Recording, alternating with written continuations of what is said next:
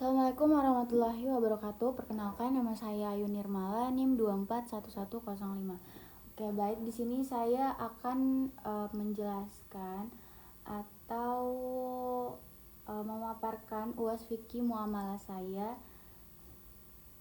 Jadi saya di sini mengambil 3 soal. Yang pertama itu soal nomor 2, yang kedua soal nomor 3, dan terakhir ada soal nomor 8. Di sini saya akan memaparkan. Sebelum saya memaparkan, terlebih dahulu saya ingin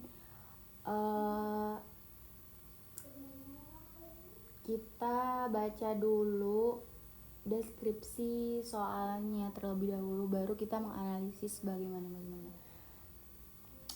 Oke, jadi kita baca deskripsi kasusnya terlebih dahulu. Itu dimana sebuah platform vintage lending berbasis konvensional menawarkan pinjaman dana cepat dengan bunga rendah. Namun dalam klausul perjanjian, platform biaya mengenakan biaya administrasi dan biaya layanan aplikasi yang dipotong langsung di awal dari dana yang dicairkan, sementara bunga tetap berjalan dari total platform pinjaman awal. Nah, mahasiswa ini terjebak dalam skema ini, seringkali harus membayar total pengembalian yang jauh lebih tinggi dari dana yang real dari mereka terima. Nah, pertanyaan analisisnya, jadi bedah komponen biaya administrasi tersebut dan biaya layanan dari perspektif pelarangan riba. Apakah pemotongan di awal dan pengembalian yang berlebih termasuk dalam kategori riba qard atau riba nasiah? Bagaimana batasan yang adil dalam fikih muamalah untuk membedakan antara biaya operasional yang real atau ujrah yang sah dalam praktik riba yang terselubung? Oke, baik. Jadi kita bahas ya. Nah, sebelumnya kita analisis dulu biaya operasional administrasi dan biaya administrasi dan biaya layanan. Nah, di soal tadi itu bertanya, apakah biaya administrasi dan biaya layanan itu termasuk dalam kategori riba atau tidak? Nah, sebenarnya enggak ya. Jadi tidak semua biaya dalam vintage itu adalah riba. Nah, oke, kita analisis dulu. Nah, biaya administrasi itu diperbolehkan kalau misalnya biaya operasionalnya itu benar-benar real, nyata, transparan. Nah, misalnya nih biaya verifikasi data, terus administrasi dokumen, sama pengolahan sistem. Nah, biaya administrasi ini bisa dikategorikan riba jikalau hanya dijadikan cara untuk memperoleh keuntungan tambahan dari akad pinjaman tersebut. Begitu juga dengan biaya layanan. Jadi biaya layanan ini itu boleh apabila merupakan ujrah yang jelas, transparan, sama tadi seperti biaya administrasi. Cuman kalau misalnya biaya tersebut hanya dijadikan cara untuk mengambil keuntungan, itu bisa menjadi riba gitu. Oke, lanjut. Jadi di soal tersebut tadi, soal sebelumnya juga membahas tentang riba qard atau riba nasiah. Oke. Nah, jadi bunga pinjaman tadi itu disebut riba qard. Kenapa? Karena tambahan telah disyaratkan sejak awal akad. Gitu. Nah, kalau tadi tambahan waktunya itu disebut riba nasiah. Karena apabila ada tambahan waktu, itu perpanjangan waktu pembayaran, itu disebut riba nasiah. Oke, lanjut. Batasan ujrah dan riba. Nah, jadi ujroh itu diperbolehkan apabila jasanya yang nyata, terus transparan, biayanya sesuai dengan operasionalnya, terus disepakati kedua belah pihak. Nah, menjadi riba terselubung itu bisa berdasarkan jumlah pinjaman, bisa terus menjadi keuntungan dari utang, bisa mengambil keuntungan dari biaya tersebut, bisa itu tidak transparan, tidak biayanya itu tidak jelas, terus memberatkan salah satu kedua belah pihak, misalnya memberatkan si peminjam tadi. Nah, jadi kesimpulannya itu benar tadi. Jadi tidak semua biaya dalam vintage itu adalah riba. Nah, biaya yang benar-benar operasionalnya benar-benar real, nyata, itu dapat dikategorikan sebagai ujroh. Kalau tambahan yang bertujuan mengambil keuntungan itu baru disebut dengan riba. Oke, lanjut. Nah, dasar hukum dan kaidah fikih dalil Al-Qur'an dalam Quran surat Al-Baqarah 275 itu dimana Allah menghalalkan jual beli dan mengharamkan riba. Terus yang kedua ada Al-Imran ayat 130 dimana disitu larangan memakan riba yang berlipat ganda. Terus kaidah fikihnya kullu qardin jaro manfaatin fahuwa riba. Jadi setiap piutang yang ada kemanfaatannya, mendatangkan kemanfaatan, itu disebut riba. Kaitannya apa sih dengan kasus tadi tuh? Nah, jadi kaitannya itu biaya administrasi atau biaya layanan tadi yang saya jelaskan itu benar-benar merupakan biaya operasional yang real. Nah, jika biaya administrasi dan biaya layanan itu transparan, real,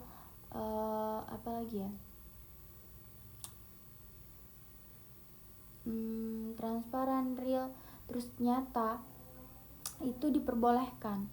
Tapi kalau misalnya itu hanya menjadi mendapat keuntungan lah, itu bisa dikatakan riba dan bertentangan dengan kaidah fikih tadi. Nah, kaidah fikih tadi itu kan setiap piutang yang mendatangkan kemanfaatan itu disebut riba. Tuh. Oke, lanjut ke soal nomor 3. Nah, jadi soal nomor 3 itu kita ini dulu deskripsi kasusnya. Jadi kasusnya itu tentang problematika hukum sistem cash on delivery COD atau di marketplace. Oke, kita deskripsi kasus terlebih dahulu. Jadi fenomena jual beli dengan sistem COD seringkali berujung konflik antara pembeli dan kurir logistik. Banyak pembeli menolak membayar atau membuka paksa paket sebelum menyerahkan uang kepada kurir dengan alasan barang tidak sesuai di media sosial. Di sisi lain, aturan platform itu melarang pembeli membuka paket sebelum melakukan pembayaran. Oke. Pertanyaannya, evaluasilah keabsahan akad jual beli COD ini dari sudut pandang pemenuhan rukun dan syarat jual beli, khususnya mengenai penyerahan barang atau disebut sebagai taslim al-mab'i. Bagaimana konsep hak opsi khiyar diterapkan dalam kasus ini? Apakah pembatasan bayar dulu baru buka itu merusak keabsahan akad atau justru melindungi hak penjual? Oke, jadi kita bahas tuh. Nah, pertama kita analisis dulu rukun dan syarat jual belinya. Nah, tadi di deskripsi kasus itu sudah mencantumkan rukunnya. Kita harus tahu dulu rukun dalam jual beli COD itu ada beberapa. Pembeli tadi yang membeli, terus penjual udah ada, terus barang ada, harga jelas, terus ijab kabul ada terjadi di platform tadi ya, aplikasi mungkin TikTok. Nah, jika rukun tersebut terpenuhi itu masih dikatakan sah, bisa dikatakan sah karena semuanya jelas, pembelinya ada, penjualnya ada, barangnya ada, harganya jelas, ijab kabulnya juga jelas kan gitu. Nah, oke, jadi taslim al-mabni penyerahan barang dalam COD. Nah, penyerahan barang itu dilakukan melalui kurir. Nah, kurir ini sebagai perantaranya. Nah, jadi al-mabni ini atau penyerahan barang ini dikatakan sah ketika barang tersebut diserahkan kepada pembeli setelah pembayaran sesuai prosedur. Maksudnya misalnya prosedurnya bayar dulu baru buka gitu, itu sah-sah aja, enggak bukan yang enggak boleh gitu, itu sah-sah aja karena sesuai prosedur ya, enggak apa-apa. Nah, oke. Jadi kita lanjut ke hiyar. Jadi tadi itu di ini ada bagaimana konsep hak opsi hiyar diterapkan dalam kasus ini. Oke, kita ini dulu. Jadi ada dua jenis hiyar. Yang pertama itu ada hiyar syart, yang kedua ada hiyar ru'yah. Nah, penerapannya dalam transaksi COD itu, jadi pembeli berhak memilih setelah melihat barang jika sebelumnya belum melihat secara langsung. Nah, misalnya kayak aku nih beli barang, nah aku belum pernah lihat secara langsung, aku boleh lihat itu kalau misalnya itu sesuai prosedurnya gitu. Terus yang kedua, kalau hiyar ru'yah itu hak memilih yang disepakati dalam jangka waktu tertentu, misalnya melalui kebijakan rektor. Nah, jadi kalau misalnya barangnya nggak sesuai nih, nah kita bisa retur atau kembaliin, komplain bisa gitu dengan retur gitu kan. Nah, itu disebut hiyar ru'yah. Oke, kita analisis aturan tadi bayar dulu baru buka paket gitu kan. Nah, apakah aturan itu merusak akad? Enggak ya. Sebenarnya itu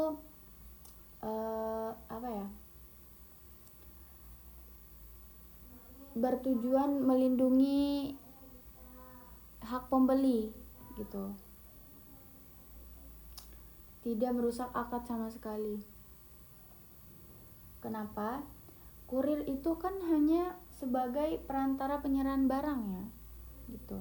Kedua, aturan melindungi hak penjual agar barang tidak dibuka atau diambil tanpa pembayaran. Nah, kan banyak tuh kita udah nyerahin barang tapi tidak bayar, banyak juga. Nah, itu kan sama-sama menguntungkan, dari penjual diuntungkan, pembeli juga diuntungkan gitu. Pembeli kalau misalnya tidak sesuai dengan harapannya bisa dikembalikan dengan retur tadi, bisa tuh. Jadi aturan bayar dulu baru buka paket dulu itu tidak merusak akad sama sekali, justru malah melindungi hak pembeli, karena kalau misalnya tidak sesuai itu bisa dikembalikan melalui retur tadi gitu. Oke, lanjut kita analisis kasus soal nomor 8 ya, soal terakhir. Kita ini dulu soal nomor 8. Oke.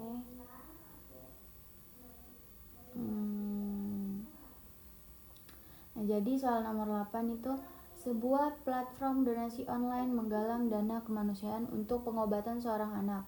Masyarakat berbondong-bondong memberikan dana berupa sodako dan hibah. Di akhir masa galang dana, platform memotong sebesar 10% dari total donasi yang terkumpul untuk biaya operasional kantor dan iklan digital tanpa adanya pemberitahuan yang jelas di halaman utama kampanye donasi.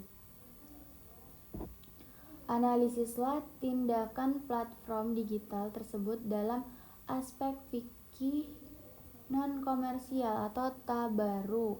Apakah hubungan hukum antara donatur, platform, dan penerima manfaat dapat dikategorikan sebagai akad wakalah?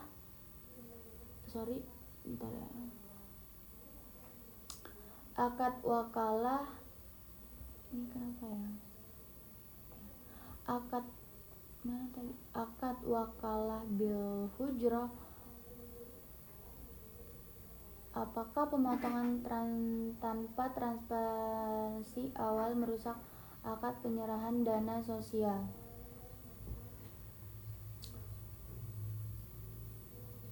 Oke. Kita lanjut.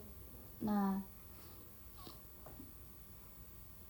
kita analisis ini dulu. Analisa tindakan platform digital tersebut dari aspek fikih non-komersial atau tabaru. Kita analisis dulu dari aspek fikih tabaru. Nah, jadi donasi termasuk akad tabaru itu kan tolong menolong. Nah, harus dilandasi dengan keikhlasan, amanah, dan transparansi. Nah, platform ini tuh bertindak sebagai wakil yang mengelola dana dari donatur untuk disalurkan ke penerima manfaat. Nah, terus akad wakalah bil hujrah. Nah, apa hubungannya tadi kan? Ini apakah hubungan hukum antara donatur, platform, dan penerima manfaat dapat dikategorikan sebagai akad wakalah bil hujrah? Oke, kita bahas. Nah, hubungan antara donatur dan platform itu dapat dikategorikan sebagai akad bil hujrah apabila platform memperoleh imbalan atau ujroh yang telah disepakati sejak awal. Nah, itu bisa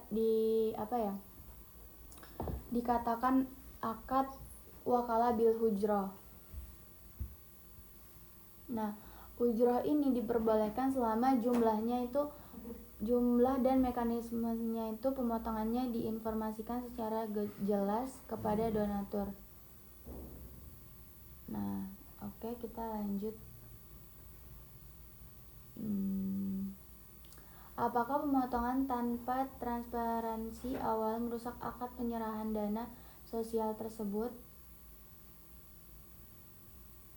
Nah, itu diperbolehkan apabila yang pertama, biaya operasionalnya itu dijelaskan sejak awal.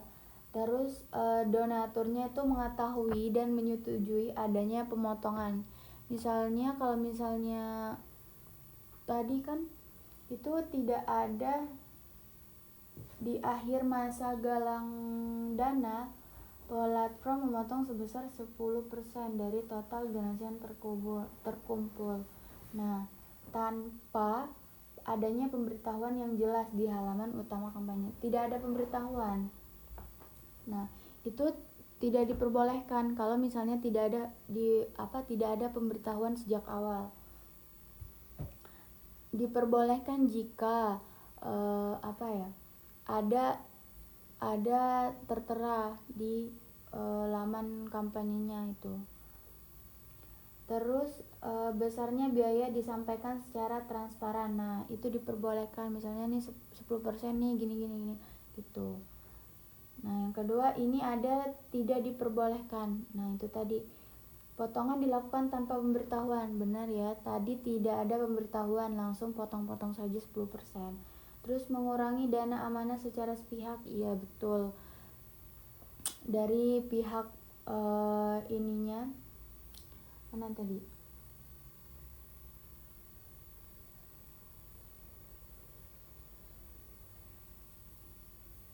Nah, di akhir masa galang itu kan dipotong 10% tanpa pemberitahuan sama sekali. Terus bertentangan dengan prinsip kejujuran dan amanah dalam Islam, betul, itu nggak boleh. Nah, dasar hukum. Oke, dalil Al-Quran itu dimana dalam Quran surah An-Nisa ayat 58, sesungguhnya Allah menyuruh kamu menyampaikan amanah kepada berhak yang menerimanya. Tadi tidak disampaikan dengan benar, tidak ada pemberitahuan, terus tidak jujur. Terus tunaikanlah amanah, hadisnya, tunaikanlah amanah kepada orang yang mempercayakan amanah kepadamu, hadis riwayat Abu Daud dan Tirmizi. Nah, kesimpulannya jadi gini teman-teman. Hubungan antara donatur dan platform itu menggunakan akal bil hujrah, itu dapat dikategorikan akad bil hujrah. Hubungan donatur dan platform. Terus platform berhak memperoleh ujroh apabila disampaikan secara terbuka dan disepakati sejak awal. Nah, kalau misalnya di awal tidak ada kesepakatan, terus tadi di akhir itu ada potongan-potongan, itu tidak boleh. Nah, pemotongan dana tanpa transparan tidak sesuai dengan prinsip amanah, kejujuran, dan tabarus, sehingga praktek tersebut tidak sejalan dengan prinsip syariah. Betul ya. Oke, sekian dari saya. Apabila ada kata-kata yang kurang berkenan, saya mohon maaf. Saya akhiri, wabillahi taufiq wal hidayah. Wassalamualaikum warahmatullahi wabarakatuh.